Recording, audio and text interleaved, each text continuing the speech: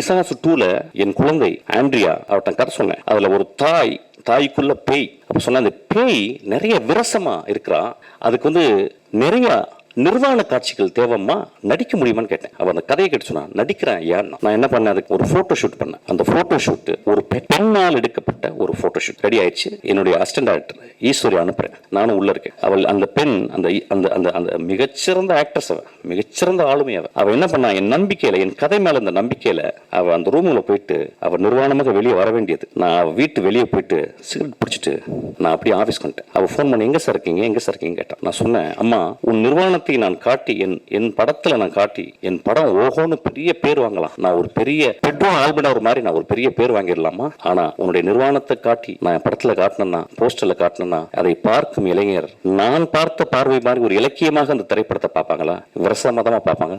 அந்த காட்சி வேணான்னு சொல்லிட்டு வந்தீங்க.